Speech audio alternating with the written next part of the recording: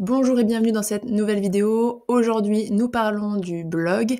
Est-ce qu'il est pertinent ou non de créer un blog pour trouver des clients, pour se rendre visible et finalement pour développer son activité? C'est un sujet sur lequel on a beaucoup de questions, donc je voulais regrouper dans une vidéo tout ce qui est très important de savoir avant de se lancer et si oui ou non, il est pertinent pour vous de vous lancer. Si c'est votre première visite sur cette chaîne et que vous ne me connaissez pas, je suis Laure, cofondatrice de l'agence Elona. J'accompagne les indépendants et particulièrement les coachs et les thérapeutes dans le développement de leur activité et je les aide aussi à créer leur outil de communication.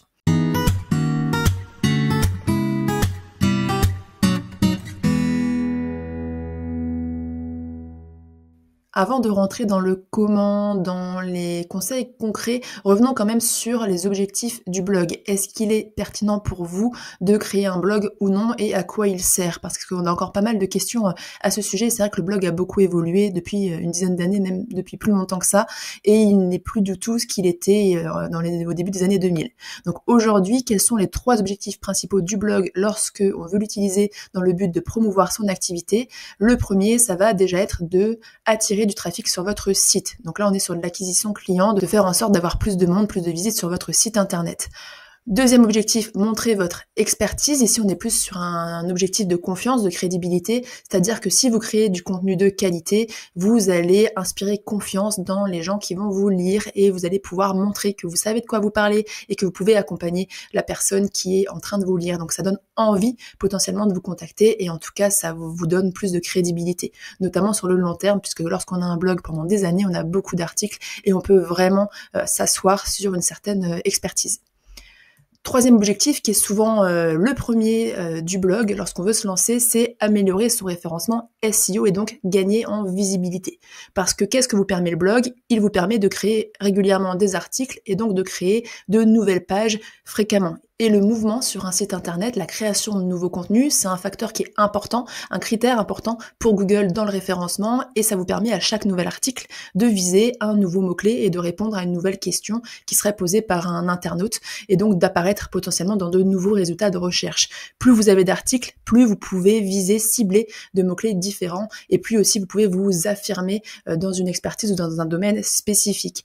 Je mets ici un petit point d'attention parce que un point essentiel concernant le blog, c'est que ça va servir un référencement beaucoup plus large qu'un référencement local. Si aujourd'hui vous ne proposez que des services en cabinet, que des services très localisés géographiquement parlant, le blog n'est pas la meilleure solution parce que le blog va vous permettre d'ouvrir à une population bien plus large, francophone. Si vous écrivez en français, vous allez peut-être pouvoir toucher des gens au Canada, des gens en Suisse, etc. Donc si vous souhaitez que ces gens deviennent des clients potentiels, il faut que vous ayez quelque chose à leur proposer.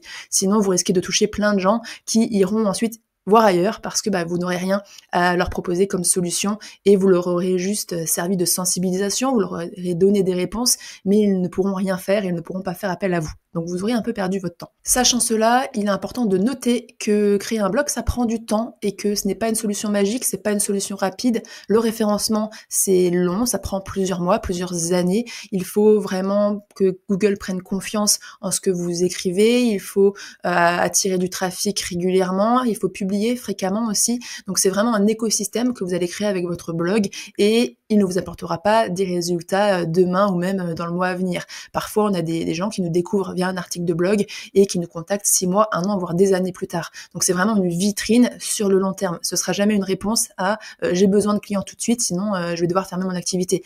Là, c'est vraiment pas la bonne solution. C'est une activité, c'est une communication qu'on fait en parallèle d'autres actions de communication plus immédiates ou de prospection qui nous permettent de trouver des clients plus rapidement. Sachant cela, vos articles de blog doivent être lus avant tout par des personnes qui vous trouvent sur les moteurs de recherche et qui ne vous connaissent pas. Ça, c'est un point vraiment important. Il faut toujours écrire vos articles comme si vous vous adressiez à quelqu'un que vous ne connaissez pas, qui n'a aucune idée de qui vous êtes et qui potentiellement ne connaît pas non plus très bien votre expertise ou votre métier. Maintenant, la question, c'est comment vous écrivez des articles qui vont être trouvés dans les moteurs de recherche et qui sont susceptibles d'être bien référencés et de vous apporter la visibilité recherchée. Donc le premier point, ça va être d'utiliser des mots-clés que les personnes sont susceptibles de rechercher. Donc de mettre ces mots-clés dans le titre principal de votre article, dans les sous-titres, dans les textes pour que Google comprenne bien de quoi ça parle et qu'il sache vous placer au bon endroit. Et surtout, un point essentiel, c'est de le faire de façon naturelle. N'allez pas mettre les mots-clés que vous visez de façon redondante dans chaque titre, dans chaque phrase. Parfois, je le vois encore, les mêmes mots-clés qui sont répétés. La personne qui lit, elle voit bien que c'est pas naturel, que vous essayez de faire ce qu'on appelle du keyword stuffing, donc une surabondance de mots-clés. Et ça, c'est même maintenant pénalisé par Google. Bien qu'il faille intégrer des mots-clés dans vos articles, vous écrivez avant tout pour des humains. Et donc, vous souhaitez que votre article plaise d'abord à vos lecteurs. S'il plaît à vos lecteurs, ils vont rester plus longtemps. Et donc, in fine, ça plaira à Google et ça améliorera votre référencement. Pour trouver les mots-clés que vous devez cibler, c'est une question qu'on a beaucoup, de quoi je parle, eh bien essayez d'utiliser les outils qui sont à votre disposition, d'aller voir les tendances, quelles sont les recherches, les questions les plus posées, vous pouvez le savoir en regardant notamment sur Google, qu'est-ce qui vous est proposé automatiquement, en utilisant des outils comme le Keyword Planner de Google dans sa fonctionnalité Google Ads, donc les publicités Google, qui peut déjà aussi vous donner une idée de mots-clés, quels sont les mots-clés les plus recherchés, à quel niveau, combien de recherches par semaine, etc. Vous avez aussi des outils payants, des outils gratuits plus ou moins développés. Là, je vous laisserai regarder un petit peu sur Google qu'est-ce que vous pouvez trouver comme outil pour chercher des mots-clés. Et vous pouvez aussi simplement interroger vos clients potentiels, vos prospects, voir un petit peu les questions qui sont posées sur les forums, tout ce genre de choses, faire une petite recherche en amont pour voir là où il y a du trafic potentiel, là où il y a des opportunités et là où vous pouvez vous positionner. Bien sûr, ça doit être pertinent et cohérent avec ce que vous proposez, avec votre activité. N'allez pas faire un article sur les troubles du sommeil si c'est quelque chose que vous ne traitez pas du tout dans votre activité ou pour lequel vous n'avez aucune solution et rien à proposer. Là, vous ferez simplement de la pub pour quelqu'un d'autre qui proposera une solution pour ce problème-ci. Donc ça, c'est très important. Utiliser des mots-clés que les personnes sont susceptibles de rechercher. C'est aussi un point important parce que parfois, je vois des personnes qui écrivent des articles avec des titres un peu abstraits ou très littéraires, très jolis, etc. Mais parce qu'il n'y a pas de mots-clés forts dedans, parce que c'est parfois métaphorique, etc., ça va pas apparaître dans les résultats et Google va pas comprendre de quoi il s'agit, ou en tout cas, ça a beaucoup moins de chances de remonter. Donc, essayez plutôt d'utiliser des mots que vos clients potentiels sont susceptibles d'utiliser. Deuxième point, être de qualité avec un contenu qui apporte des réponses réelles. Ça aussi, c'est un point essentiel lorsqu'il s'agit d'écrire des articles. Si vous faites des articles très courts, si vous faites des articles qui répètent ce qu'il y a dans d'autres articles, qui sont juste une copie de Wikipédia, de Doctissimo, etc., ça ne vous apportera rien. Donc, il y a plusieurs points là-dessus. Il y a d'abord apporter des réponses claires et précises. La personne, elle va peut-être vous trouver sur son téléphone, elle veut une réponse rapide ou en tout cas une réponse qu'elle n'a pas trouvée ailleurs, qui est plus approfondie, qui est mieux expliquée, qui est plus claire. Ça passe à la fois par le fond et la forme.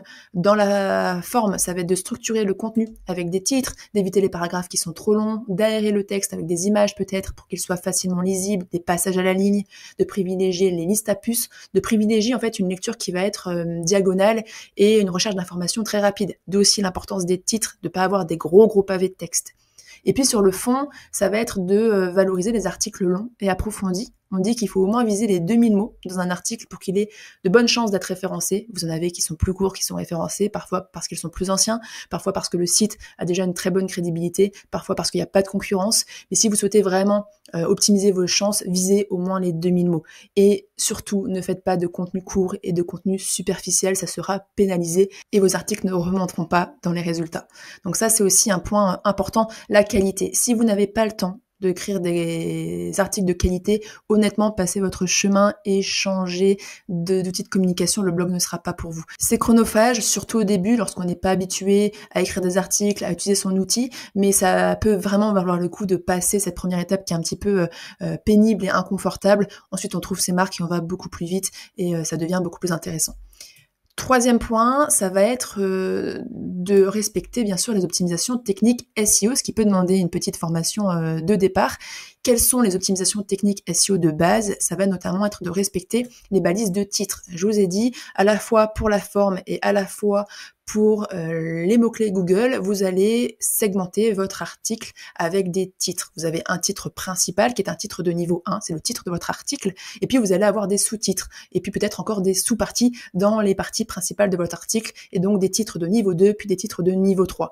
Je rentrerai pas dans le détail ici, mais c'est cette hiérarchie de titres qui va aussi permettre à Google de comprendre très vite de quoi parle votre article, parce qu'il va lire les titres avant de lire le contenu, et ça va aussi outre le référencement SEO, permettre à votre lecteur de s'y retrouver beaucoup plus facilement. Donc ça, c'est un point très important. Utilisez des URL, ce qu'on peut appeler slug sur les outils de site internet, qui soient courtes, lisibles et avec des mots-clés. automatiquement, l'URL de votre article, elle aura tendance à utiliser le titre de votre article, voire même parfois des choses un petit peu plus complexes selon les sites.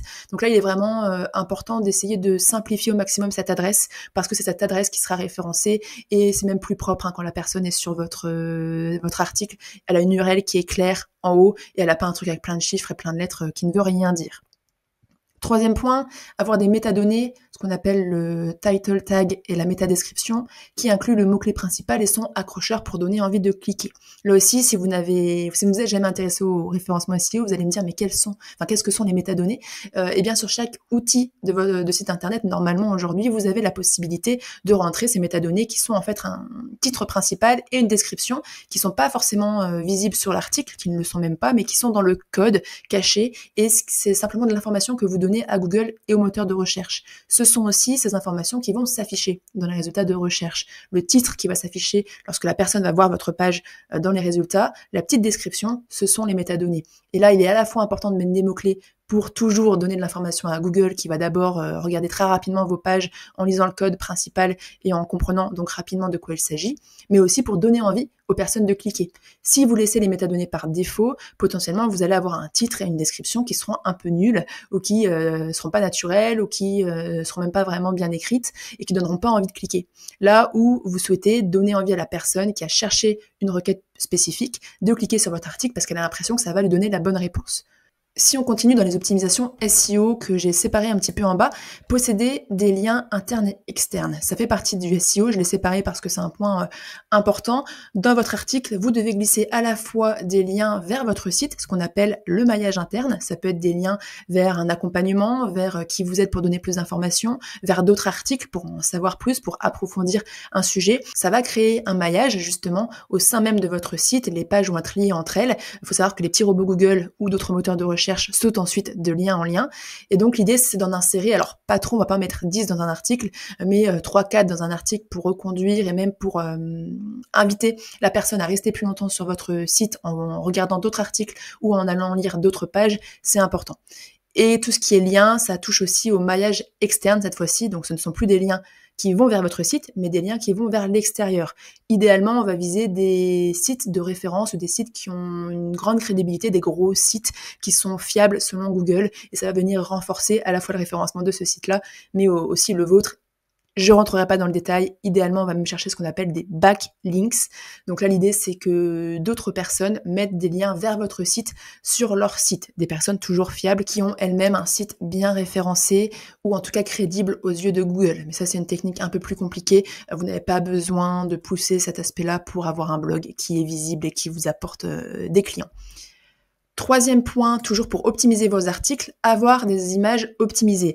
Là, je suis toujours un petit peu dans le référencement SEO, mais ça ne touche pas uniquement le référencement SEO. Les images optimisées, ça touche aussi la performance générale et la vitesse de votre site. Pourquoi? Parce que qu'est-ce qui est le plus lourd sur un site? Ce sont les images. Les images que vous prenez aujourd'hui avec votre appareil photo, avec votre téléphone, que vous trouvez en ligne, sont d'extrêmement bonne qualité, mais vous n'avez pas besoin de cette qualité sur des petits écrans, sur un téléphone, même sur un bon écran d'ordinateur. Ce n'est pas nécessaire. C'est bien si vous souhaitez afficher en grand sur un abribus, mais sinon inutile. Donc il faut penser toujours à réduire à la fois la taille et le poids de vos images pour optimiser votre temps de chargement. Une page qui est longue à charger, en termes de référencement, ça peut être pénalisé à terme par Google. Optimiser les images, ça va être aussi de les renommer avec des mots-clés. C'est-à-dire que Google, les autres moteurs de recherche aussi, ne peut pas voir vos images, mais il peut les lire. Donc il faut que vous lui donniez les bonnes informations avec les titres de vos images, les noms de vos images, avant même de les charger sur votre site internet. C'est-à-dire que dans vos dossiers, vous renommez votre image avant de la charger. Ne laissez pas des lettres ou des chiffres ou une date parce que ça a été pris avec votre téléphone. Ne laissez pas des mots-clés qui ne sont pas les vôtres parce que vous avez récupéré l'image sur une banque d'images gratuite ou que sais-je. Il faut idéalement que votre image contienne les bons mots-clés par rapport à la page ou au texte que vous êtes en train d'illustrer. C'est même une très bonne méthode et un bon moyen d'ajouter des mots-clés que vous n'avez pas forcément pu beaucoup ajouter dans le texte ou que vous n'arrivez pas à ajouter de façon très naturelle. Mettez-les dans les images. Là, on s'en fiche un petit peu s'il y en a beaucoup ou si c'est peu naturel. Remplir aussi la description alternative pour l'accessibilité. Lorsqu'il y a un problème de chargement sur votre site ou que la personne a un très vieil ordinateur, très vieux navigateur, que la personne n'a pas de bonne connexion internet ou qu'elle est simplement malvoyante, qu'elle a des limitations visuelles, elle va peut-être pas voir l'image. Donc pensez à remplir ce qu'on appelle la description alternative de votre image. C'est ce qui s'affichera pour les personnes qui ne peuvent pas justement voir l'image et c'est ce que par exemple un lecteur d'écran pour les personnes malvoyantes lira. Voilà un peu pour les optimisations techniques et ce que doivent faire vos articles pour être trouvés dans les moteurs de recherche et pour être optimisés et encore une fois servir votre visibilité. Maintenant, il y a d'autres bonnes et moins bonnes pratiques desquelles on peut parler concernant les articles de blog. Si on descend ici, je vous ai d'abord dit un article, c'est un mot-clé, une question phare. Qu'est-ce que j'entends par là? C'est que n'allez pas essayer de mettre plein d'informations dans un seul article. Préférez choisir un article sur un sujet de niche ou une question, et puis vous en écrirez d'autres pour les autres questions ou les sujets qui tournent autour. Déjà, ça vous permet d'avoir plus de sujets, de savoir quoi dire, parce que si vous dites tout dans votre premier article, vous allez avoir du mal à trouver des sujets par la suite. Rien ne vous empêche de faire un article un petit peu général et ensuite de le décliner en plein de petits articles un petit peu plus spécifiques. Mais surtout, dites-vous que chaque page créée sur votre site, et donc chaque article, vous permet de cibler un mot-clé précis ou un groupe de mots-clés. Et donc l'idéal, c'est bien sûr d'avoir plus d'articles pour viser à chaque fois des mots-clés différents et des mots-clés plus spécifiques. Donc retenez simplement qu'un article égale un mot-clé principal. Deuxième point, ça va être de travailler votre client idéal pour savoir quel sujet aborder. Ça aussi, c'est une question qui revient beaucoup, c'est je ne sais pas de quoi parler, je n'ai rien à dire, j'ai écrit 3 articles, j'ai plus d'idées. Et ça, c'est une problématique récurrente lorsqu'on n'a pas suffisamment étudié ce que nous on appelle les fondations, ce qu'on fait en coaching en amont de lancer toute la communication, que ce soit un blog, que ce soit les réseaux sociaux, etc. Si vous ne savez pas quoi dire, c'est parce que votre stratégie de base n'est pas aboutie, ou en tout cas que vous n'avez pas fait suffisamment de recherche sur votre client idéal. Je vous mettrai le lien vers une vidéo que j'ai faite récemment sur le client idéal pour vraiment comprendre pourquoi il est si important et pourquoi malheureusement il est trop souvent bâclé. Mais si vous connaissez bien votre client idéal, vous connaissez ses problématiques, vous connaissez ses peurs, ses freins, ses envies, ses rêves, etc., vous trouverez toujours de quoi parler et vous saurez aussi, lorsque vous n'avez plus d'idées, où chercher pour trouver de nouveaux sujets. Donc ça, c'est vraiment un point essentiel et ça vous aidera à trouver en quelque sorte l'inspiration. Autre point important, c'est de penser à parler de vous et de votre accompagnement avec des appels à l'action, ce qu'on appelle en anglais call to action. Qu'est-ce que ça veut dire ici? C'est que n'oubliez pas quels sont les objectifs de votre blog et de vos articles. C'est de faire en sorte d'attirer des personnes vers votre activité, c'est de promouvoir ce que vous faites. Donc le risque aussi, c'est d'écrire plein d'articles de très bonne qualité, très approfondis, mais de ne rien dire sur vous. Donc la personne, elle lit votre article, elle quitte, elle vous a oublié parce que vous n'avez rien fait pour la retenir et vous ne lui avez rien dit sur vous. Donc elle ne sait pas qui vous êtes, elle n'a pas fait attention, elle ne va pas par elle-même aller regarder un petit peu les autres pages que vous proposez. Donc dans votre article, pensez bien à intégrer des petites présentations de ce que vous faites, des liens vers d'autres articles ouverts, plus d'informations sur votre accompagnement, une petite présentation si c'est de vous, si c'est pertinent, des appels à l'action pour prendre un premier appel gratuit par exemple, ce genre de choses, mais pensez vraiment à promouvoir votre activité au sein de vos articles, sinon encore une fois, ça ne vous servira à rien, vous donnerez des conseils gratuits, mais vous n'en retirez pas grand-chose. Donc ça, point essentiel dans les bonnes pratiques. Ensuite, pensez aussi à privilégier le contenu unique et original. Qu'est-ce que j'entends par là? Évitez à tout prix les copier-coller, ce que Google appelle le duplicate content, contenu dupliqué, qui est très très pénalisé. Si Google voit que votre contenu a déjà été publié sur un autre site à une date antérieure ou même sur votre propre site, que vous avez récupéré un vieil article, mis 2-3 synonymes, changé un petit peu la présentation en espérant que ça fasse un nouvel article, s'il voit ça, votre nouvelle publication sera pénalisée, elle n'apparaîtra pas, elle sera pas bien référencée parce que c'est du contenu dupliqué. Il faut bien comprendre quel est l'objectif de Google. Google, il veut que les utilisateurs restent sur son moteur de recherche, donc il veut leur apporter la meilleure réponse possible.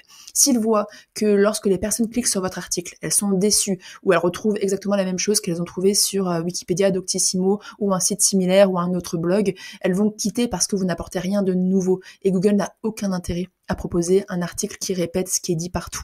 Donc c'est vraiment important, même si vous vous aidez de ChatGPT ou d'autres outils à la rédaction très classiques qui vont vous donner quelque chose de très généraliste, souvent, sauf si vous savez très très bien l'utiliser, mais tentez toujours de relire, d'apporter de la personnalité et de l'expérience pour sortir du lot et pour apporter une patte en fait qui vous est personnelle, qui vous est propre et qui fera que votre article sera différent de tout ce qu'on va trouver sur le web ailleurs. C'est pour ça aussi que je mettais en bas attention à ChatGPT. Utilisez ChatGPT, je l'utilise moi-même, mais relisez et ne vous contentez pas de prendre la version très simple qu'il vous sortira si vous lui donnez peu d'indications. Ça va être impersonnel, ça va être généraliste, ça va se voir que c'est ChatGPT. Je ne vous dis pas le nombre de contenus que je reçois, ça se voit et ça n'apporte pas grand-chose et Google va le voir et je pense qu'il y aura de plus en plus pas de contrôle, mais il va de plus en plus le repérer et je ne pense pas que ce sera très valorisé. Donc faites vraiment attention à ça. Point suivant, dans les bonnes pratiques, toujours, être régulier et fréquent dans la publication de vos articles.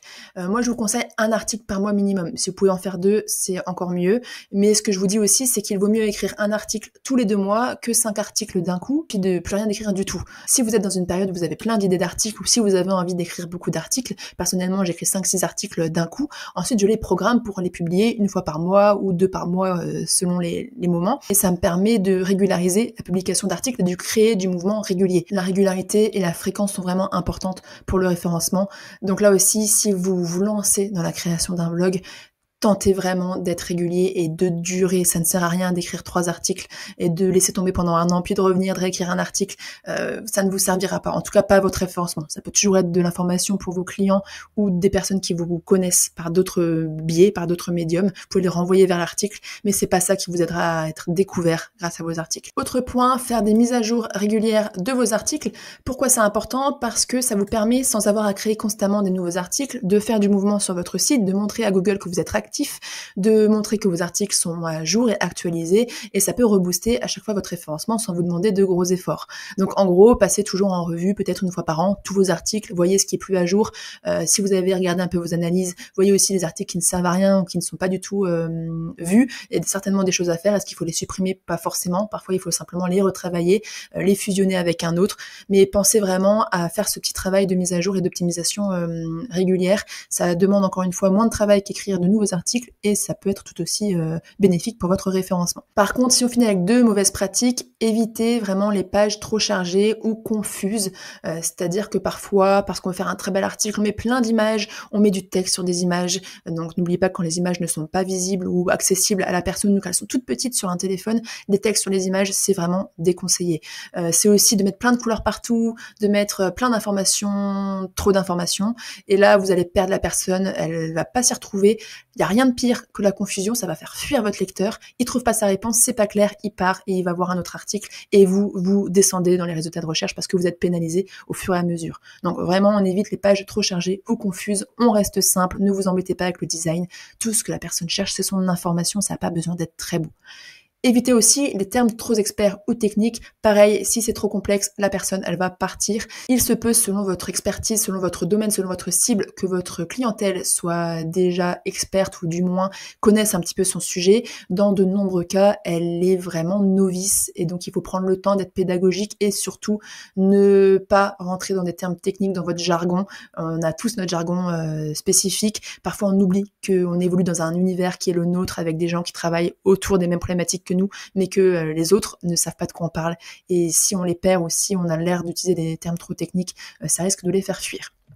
Donc voilà un petit peu pour les bonnes et mauvaises pratiques pour servir votre référencement et votre visibilité sur le long terme. Maintenant, la question, c'est vous faites tout ça, vous écrivez des articles depuis 6 mois, depuis 1 an et vous vous demandez, mais comment je sais si mes articles servent à quelque chose? J'ai très peu de retours. Est-ce que je peux savoir lesquels sont les plus intéressants, lesquels sont les plus pertinents, les plus lus?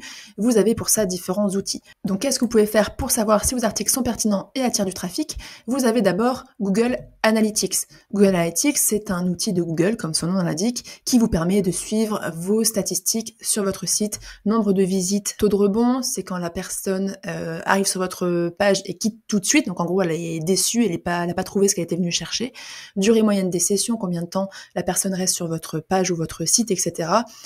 C'est un outil très pratique, mais je mets un point d'attention ici car il est peu représentatif, surtout au début. Vous allez avoir très peu de chiffres, c'est normal et c'est pas parce que vous avez peu de chiffres que ça veut dire que votre site ne sert à rien, enfin votre blog ne sert à rien. Ça dépend aussi de la niche que vous visez et parfois on n'a pas besoin d'avoir des milliers de visiteurs pour avoir des clients, notamment quand on a en plus des offres un peu plus chères. C'est pour ça que c'est pas forcément un outil que je recommande dans les premiers mois ou au début parce qu'il peut être démoralisant. Lorsque vous commencez vraiment à avoir pas mal de visites et pas mal d'articles, allez-y. Sinon, si vous avez peu de chiffres, gardez un peu vos distances au départ. Ce qui est plus intéressant selon moi, c'est l'autre outil de Google, qui est la Google Search Console, et qui vous permet précisément de voir les impressions, donc le nombre de vues, de clics, aussi les mots-clés positionnés sans eux, et les pages indexées ou non, c'est-à-dire vraiment de voir précisément quels sont les articles qui sont les plus lus, combien vous avez eu de vues ce mois-ci sur tel ou tel article, et de voir aussi les articles qui ne sont pas lus du tout. Et quand je parle de pages indexées ou non, la Google Search Console vous permet de voir si oui ou non Google a indexé votre page ou votre article dans les résultats. Parfois, on a des articles, pour une raison ou pour une autre, que Google a vu, mais il s'est dit, moi, cet article, je le mets pas dans les résultats. On peut faire une demande auprès de la Google Search Console pour mettre cet article dans les résultats, ou on peut aussi l'optimiser, parce que parfois, si elle l'a pas mis dans les résultats, c'est qu'il estime qu'il ne sait pas où le mettre, ou que c'est pas pertinent, ou que ça n'apporte rien d'autre, et que l'article n'est donc pas assez optimisé. Typiquement, des pages qui sont très courtes, avec très peu de contenu, un contenu superficiel, 300, 400 mots, il y a de très grandes chances qu'elles ne soient jamais indexées. Donc je ne vais pas rentrer dans le détail de comment utiliser la Google Search Console, mais c'est vraiment un outil, si vous souhaitez apprendre à l'utiliser, qui est intéressant pour le blog et qui vous permet de voir quels sont les articles qui sont les plus lus et d'ajuster ensuite en fonction. Autre moyen aussi de savoir si vos articles sont lus, c'est si vous proposez au sein de vos articles le téléchargement de ressources gratuites ou même l'inscription à votre newsletter. C'est une technique qui est très recommandée, qui est très utilisée. Vous arrivez sur un blog, vous êtes en train de lire un article et bam, vous avez un pop-up ou une petite section qui vous propose l'inscription à une newsletter, qui vous propose de télécharger un guide ou un livre blanc, qui vous propose une vidéo de formation, etc. Nous-mêmes, c'est ce qu'on fait sur le site. Eh bien, si vous avez une augmentation, beaucoup de téléchargements, c'est que quelque part des gens arrivent sur votre site et c'est potentiellement via votre blog ou vos articles qu'ils arrivent. Donc ça peut aussi vous donner, vous permettre de jauger un petit peu la pertinence et l'utilité de votre blog dans votre visibilité. Dernier point pour suivre vos résultats, ça va être, comme je l'ai déjà dit, d'optimiser toujours les articles existants, de créer plus de contenu autour des sujets performants. Si vous voyez que des contenus, des pages sont très lus sur votre Google Search Console, eh bien, vous pouvez créer plus de contenu autour de cette thématique-ci, de mettre à jour le maillage interne. Je vous disais un peu plus tôt que au sein de vos articles, il faut mettre des liens qui reconduisent vers d'autres pages de votre site ou d'autres articles. Au début, lorsque vous aurez 2 articles, ça va être difficile de lier vos articles avec d'autres articles parce que vous n'en avez pas d'autres. Lorsque vous commencez à avoir une belle ribambelle d'articles, pensez à revenir un petit peu en arrière et allez voir les liens que vous pouvez créer pour ajouter de nouveaux liens dans d'anciens articles. Ça met à jour votre contenu, ça vous permet une petite relecture, un petit ajustement, ça plaît aussi à Google parce que ça fait du mouvement. Et 2, ça ajoute du maillage interne au sein de votre site et ça, c'est toujours bon pour le référencement. Et juste pour terminer sur ça, je dirais qu'il est bon de comprendre que tous les articles ne seront pas performants, mais que pour autant, ils participent à votre écosystème global. C'est normal d'avoir des articles qui sont moins lus et d'autres qui sont beaucoup plus lus. Ça ne veut pas dire que tous les articles qui ne sont pas beaucoup lus doivent être supprimés. Ils servent quand même votre référencement parce qu'ils grossissent en quelque sorte votre site et qu'ils créent des liens et que ça montre aussi que même si c'est un sujet qui est moins pertinent ou qui plaît moins ou qui est moins cherché, ça montre aussi que vous savez en parler. Et puis n'oubliez pas qu'il y a des articles qui ne servent pas uniquement à être trouvés par de nouveaux clients. Moi, j'ai des articles que je garde même si je sais qu'en termes de référencement, ils sont pas optimisés ou en tout cas, ils sont pas optimaux, ils sont pas vraiment très recherchés parce que ça me permet de renvoyer des clients ou des prospects que j'ai au téléphone et j'ai pas forcément toujours le temps de détailler ou de justifier telle ou telle proposition. Donc, je leur dis, allez lire cet article ou visionner cette vidéo, ça vous permettra de mieux comprendre ce que je suis en train de vous dire et ensuite de faire vos choix en conscience. Donc c'est aussi un point à garder en tête. Les articles de base, ça sert pour le référencement, mais vous pouvez avoir des articles qui servent aussi d'autres choses, même des articles qui peuvent servir vos séances et vers lesquels vous reconduisez des clients pour plus d'informations et plus de ressources. Je terminerai cette vidéo par répondre à cette question que vous vous posez peut-être encore. Pour conclure, est-ce que le blog fonctionne, oui ou non, pour trouver des clients? Et la réponse est oui. On en est la preuve vivante avec Elona. Ça fait 3 ans que j'écris un blog et aujourd'hui, notre référencement, notre site est le premier ou le deuxième, ça dépend, canal d'acquisition client. Donc c'est grâce à ça que nos clients nous trouvent, même si c'est pas directement via le blog, c'est via le site qui est de mieux en mieux référencé grâce aux articles et aux mouvements qu'on crée quotidiennement. Et puis surtout, demandez-vous si vraiment ça ne fonctionnait pas, pourquoi vous avez des entreprises. Lorsque vous tapez sur Google, vous cherchez quelque chose, ce sont souvent des articles de blog que vous trouvez. S'il y a des gens qui sont prêts à payer des rédacteurs, à mettre un budget parfois très conséquent dans la rédaction d'articles hebdomadaires, voire journaliers dans certaines boîtes, c'est qu'il y a une raison. Si ça ne fonctionnait pas, les blogs n'existeraient plus. Et j'insiste là-dessus parce qu'il y a beaucoup d'évolutions sur Google en ce moment, notamment avec la publicité, qui est moins favorisée qu'avant, et on a un retour du du référencement naturel qui passe maintenant devant même les posts sponsorisés. Donc il y a tout intérêt à avoir des pages et un site bien référencé. La seule chose, c'est qu'il faut garder en tête ces 3 points que je vous ai mis ici pour conclure. Avoir une offre à proposer hors local, parce que si vous écrivez des articles généralistes, que vous visez quelqu'un qui est à Marseille, mais que vous proposez uniquement des prestations à Lille, cette personne, elle ne fera jamais appel à vous. Donc vous avez potentiellement perdu un client potentiel. Deuxième point, être patient, régulier, persévérant. Ne vous attendez pas à avoir des résultats la semaine prochaine. Prenez votre mal aux patience peut-être au début. Suivez vos résultats, faites vos optimisations régulières, semez vos petites graines et vous verrez que vous récolterez les résultats de vos efforts à terme. Troisième point, se former un minimum en SEO et prendre le temps de créer du contenu de qualité. Point essentiel, je l'ai mentionné, ça ne sert à rien de créer un blog si vous n'en avez pas envie du tout, si vous ne comptez pas y dédier du temps, si ça ne vous intéresse pas et que clairement ça vous saoule. Alors soit vous déléguez, soit passez votre chemin. Nous on fait de la rédaction d'articles régulière pour certains clients qui n'ont pas envie ou pas le temps d'écrire leurs articles eux-mêmes. Sinon, si c'est pour faire des articles de mauvaise qualité, trop petits, qui sont du duplicate content, donc contenu dupliqué, ça va même vous pénaliser. Si c'est pour écrire des articles que vous n'allez pas toucher pendant 3 ans, pareil, ça va vous pénaliser. Donc ne vous tirez pas une balle dans le pied, faites-le bien ou ne le faites pas. Et puis dernier point, optimiser et ajuster continuellement. Je ne reviens pas dessus, je l'ai déjà assez mentionné. Je terminerai cette vidéo là-dessus. Si vous avez besoin d'être conseillé dans le lancement d'un blog, est-ce que c'est pertinent selon votre activité, votre cible, vos objectifs? Comment vous pouvez vous organiser tout ça? On peut vous proposer du coaching stratégique. On a aussi un micro-programme qui regroupe toutes les informations essentielles à connaître sur le blog, plus que ce que je vous ai dit ici, avec aussi des tutoriels vidéo, notamment sur WordPress, pour publier vos articles de blog. Et puis, on propose la rédaction d'articles régulières, si jamais c'est quelque chose que vous ne voulez pas ou plus faire. Voilà pour cette vidéo. Si elle vous a plu, n'hésitez pas non plus à la partager au plus grand nombre. N'hésitez pas à vous abonner si ce n'est pas encore fait pour ne pas manquer les prochaines. Et puis, vous pouvez retrouver l'agence Elona sur Instagram. Vous retrouverez notamment Colline et sur LinkedIn. Les liens sont en barre de description. Moi, je vous dis à très vite pour une prochaine vidéo.